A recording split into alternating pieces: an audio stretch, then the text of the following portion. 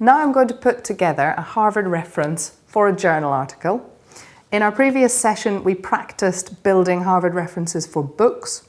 This is exactly the same principle. We'll take the rubric, we'll put it down in a generic way, and then we will look at a concrete example. Okay, so just as with a book, when you mention the journal article in your text, you've been reading this journal article, it's inspired your thinking perhaps, maybe you want a quote from it, you will put a short form reference in your text involving the author's name and the date of the piece. So if you're referring to, here we are, so author, surname, and the year. If you're referring to it in passing, just as something you've read and has inspired you, leave it at that. If you're quoting directly, you're going to want to put a page reference. So, there we are, simple as that. The author's surname, the year that it was published, and if it's a direct quote, the page that you found it on. Then this short form reference, exactly the same way as with a book, is a clue to the full reference which you then list at the end of your text, so that your reader can come to your short form reference, think that's terribly interesting, I have a burning desire to read that myself, and then you provide them with the information that they need to be able to go off and locate that full article. Okay, and you'll see here that I've got this written down in front of me because although I've done this thousands of times, I still go back to the rubric every time. There's absolutely no shame in doing so. Don't try to just remember it because that's how you make mistakes. Okay, so again we start with the author's surname, then we put the author's initial or initials. They may have 2 or 3 initials. I tend not to put the author's full name, even if I know it, because one of my main aims in referencing is that all my references match. And if I come then upon a reference where I don't have the author's full name, it instantly sticks out like a sore thumb. So I'll go for initials for everybody, and that levels the playing field and maintains the most important principle of referencing, which is consistency. So we've got the author's surname and their initials. Full stop after the initial or initials because it's an abbreviation. Nice comma here. And then we go for the year that the article was published, followed by a full stop. So far, so good.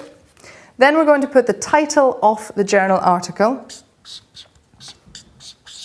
followed by a full stop. All looking good. And then the title of the journal itself, which will appear in italics, like so. And we'll go for a concrete example in a minute so this makes more sense.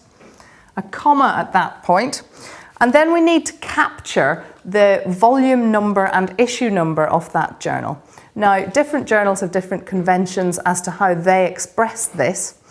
Your job is to standardize all that into a nice, simple form so that you've got one number outside some brackets and another number inside some brackets.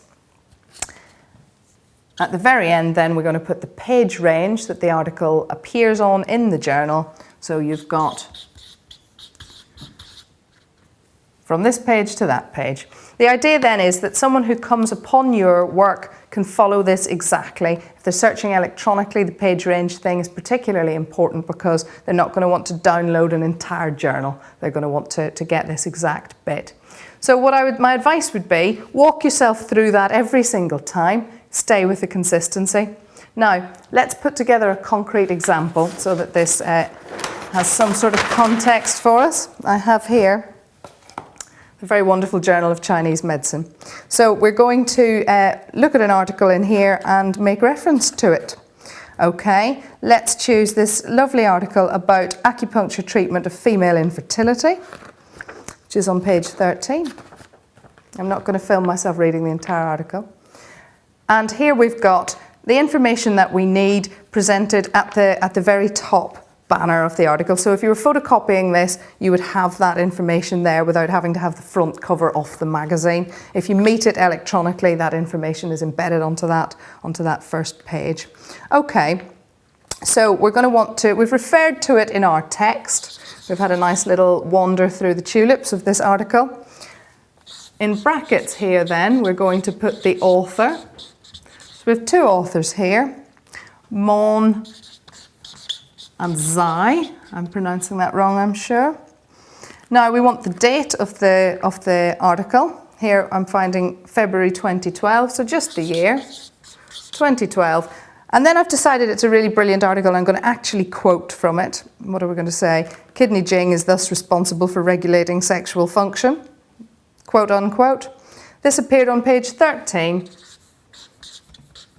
There we go. I've captured it. So whoever's reading my essay comes upon this quote. Yeah, that was a quote, wasn't it? And thinks, yes, that's very usable for me as well. And I'd also like to read the rest of the article. And they take this snippet of information down into your reference list, which is nestling beautifully at the bottom of your piece of work. And they want to find a full reference so that they can follow it up. And here I go back to my rubric, because it's very easy to get this wrong. And I'm going to start with the author. Obviously, you can see already there are variations to this. We've got two authors here. If we had half a dozen authors, at this point we would use the lovely abbreviation et al. Here. But in our full reference, we'd then expand all those names.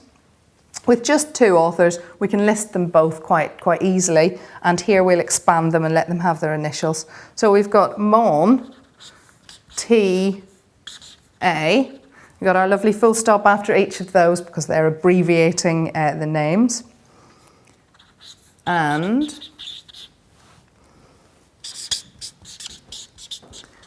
Zai, X, P. Okay, so we've captured the surnames and the initials there. Next thing that we need to do, we comma to separate these two parts, and we want the year. So again, we've got that information already. 2012. There we go, full stop. And we want the title of the article at this point. This article is entitled The Acupuncture Treatment of Female Infertility. Now, I am abbreviating treatment there so that you don't have to watch me write for 10 hours, but you would write the whole word, obviously. And then we're going to want the title of the journal in italics. And that's the Journal of... You'll get to love doing these. Chinese Medicine. There we are. In italics. Nice comma. And then I want this volume number followed by issue number, but I find immediately with the JCM they only give me one number. This is called number 98. So that's the only number I've got. That's the only number I can put down. Other journals, I will just briefly grab another one that happens to be to hand. This one, Complementary Therapies in Medicine, is organised differently, so it has a volume number and an issue number, so I have something to put in my brackets. And hopefully you can see from that little snapshot that actually Harvard referencing, it's not totally straightforward even if you have rules. It's a creative process. So when you're thrown upon this Journal of Chinese Medicine and you think, oh no, what goes in the brackets?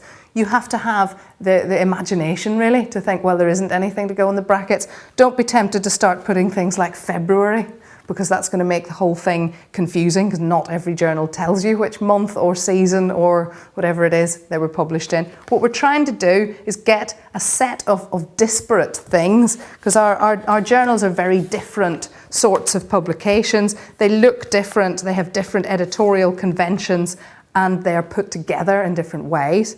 We're trying to lay those out side by side and sort of iron them flat so that they at least look as if they match. I would really urge you to get to grips with this. Don't be afraid of it. Ask for help when you need it. Use the rubric. Various resources that can help you include, the college has its own Harvard referencing guide, which is available on Moodle, and we have an acupuncture specific version of that so that all the references will be relevant to you and look familiar. And obviously do come and ask me questions in the library about it if anything comes up. And above all, I would say enjoy.